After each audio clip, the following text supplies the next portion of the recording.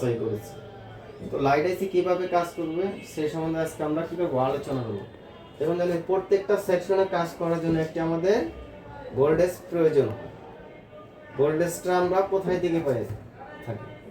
ব্যাটারির মাধ্যমে, চার্জিং আইসির মাধ্যমে একটি আমরা ভোল্টেজ পেয়ে থাকি। তো দেখেন লাইট আইসির ক্ষেত্রে ভিপিএস 3.7 একটি ভোল্টেজ লাইট আইসিতে কি হয়েছে 6 নম্বর পিনে ইন হয়েছে এবং ওই ভিপিএস 3.7 ভোল্টাই 10 মাইক্রো হ্যান্ডেল কয়েলের মাধ্যমে 4 নম্বর পিনে কি হয়েছে সুইচিং হয়েছে।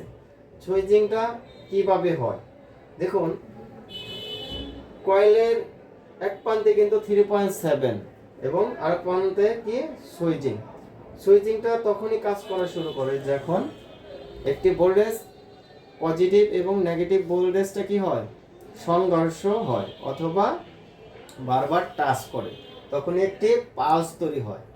এরকম একটি পালস তৈরি হয়, যেমন একবার ভোল্টেজ কমে একবার বাড়ে, এইভাবে একটি পালস তৈরি হয়। পালসের মাধ্যমে একটি সুইচিংটা শুরু হয় এবং দেখেন এই পালসের মাধ্যমে পালসের যে ভোল্টেজটা তৈরি হয় সেই ভোল্টেজটাকে একবার কি হচ্ছে একবার কমছে একবার বাড়ছে, এইভাবেই কমা বাড়ানোর মাধ্যমে একটি ভোল্টেজ কি করে ডায়োডে কি করে সাপ্লাই করে। ডায়োডের কাজ কি হচ্ছে অ্যাকুরেট ভোল্টেজ কি সাপ্লাই করা।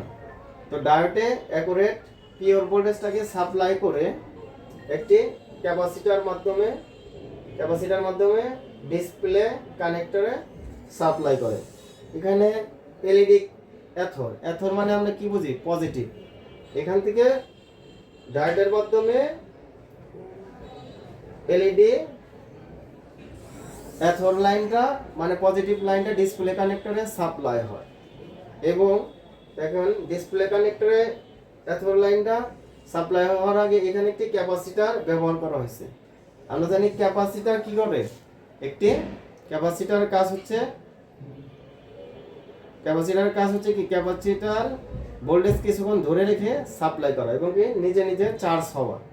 যখন দেখেন যখন ভোল্টেজ বাড়ে তখন ক্যাপাসিটার কি করে ভোল্টেজটা ধরে রাখে, আবার যখন কমে যায় তখন ক্যাপাসিটার ভোল্টেজটা ছেড়ে দেয়।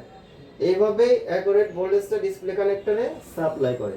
কত ভোল্ট সাপ্লাই করে 20 থেকে 50 ভোল্ট 20 থেকে 50 ভোল্ট ডিসপ্লে কানেক্টরে সাপ্লাই করে, যার কারণে ডিসপ্লে থেকে লাইট জ্বলে। এবং পিএমআইসি 1.8 একটি ভোল্ট ডিসপ্লে কানেক্টরে পিডব্লিউএম এর মাধ্যমে কন্ট্রোল করেছে। পিএমআইসি 1.8 ভোল্ট ডিসপ্লে কানেক্টরে পিডব্লিউএম এর মাধ্যমে 5 নাম্বার পিনে কি করছে কন্ট্রোল করেছে। পিএমআইসি কিভাবে কাজ করে 1.8 ভোল্ট? পিএমআইসি তখনই কাজ করে যখন ডিসপ্লে কানেক্টর ডিসপ্লে লাগানো হয় তখন 1.8 ভোল্টটা কাজ করে এবং যখন ডিসপ্লে লাগানো না হয় তখন 1.8 ভোল্টটা কাজ করে না এবং সিপিইউ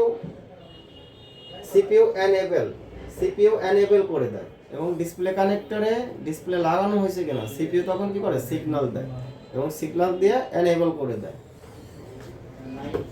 আর এলইডি ক্যাথোড, দেখেন এলইডি ক্যাথোড 1 নাম্বার পিন থেকে ডিসপ্লে কানেক্টরে কি করছে সাপ্লাই করেছে এবং 10 কে রেজিস্টারের মাধ্যমে অ্যানোড লাইনটা কি করছে লাইট আইসিতে ইন হয়েছে এবং 2 নাম্বার পিন থেকে আমরা জানি যে লাইট আইসি ক্ষেত্রে অথবা যে কোনো আইসির ক্ষেত্রে নেগেটিভ পজিটিভ ভোল্টেজ দুটো দরকার হয় এবং 2 নাম্বার পিনে দেখেন জিএনডি মানে কি গ্রাউন্ড থেকে 2 নাম্বার পিনে নেগেটিভ ভোল্টেজটা সাপ্লাই হয়েছে এবং ডিসপ্লে কানেক্টর থেকে এলইডি অ্যানোড এবং এলইডি ক্যাথোড লাইন ডিসপ্লেতে সাপ্লাই হয়েছে।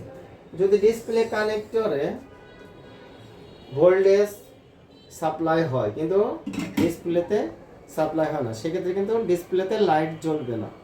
তো এই সলিউশনের মাধ্যমে আমরা লাইট আইসির কাজগুলা সমাধান করব এবং যদি কোনো ক্ষেত্রে দেখেন আপনারা যে ডিসপ্লে লাইট জ্বলছে কিন্তু কি হচ্ছে কম ভোল্টেজ পাচ্ছে, ডিসপ্লে কম যতটুকু লাইট দেওয়ার কথা কিন্তু অতটুকু লাইট দিচ্ছে না, সেক্ষেত্রে আমরা জানি যে লাইট আইসির আশেপাশে একটি কয়েল ব্যবহার করা হয়।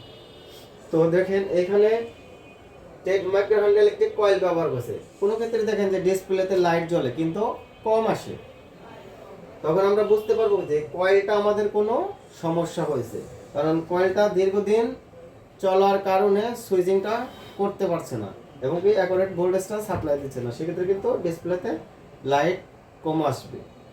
যদি কম আসে সেক্ষেত্রে আমরা কয়েলটা চেঞ্জ করব। এবং ডায়োড যদি অ্যাকুরেট ভোল্টেজ যদি সাপ্লাই না দেয়, তো এখানে ডায়োড যদি অ্যাকুরেট ভোল্টেজ না সাপ্লাই দেয় সেক্ষেত্রে কিন্তু লাইট জ্বলবে না, সেক্ষেত্রে আমরা ডায়োডটা চেঞ্জ করব। তো এইভাবে আমরা লাইট আইসির কাজগুলো করব। আশা করি আমরা সলিউশনটা বুঝতে পেরেছি।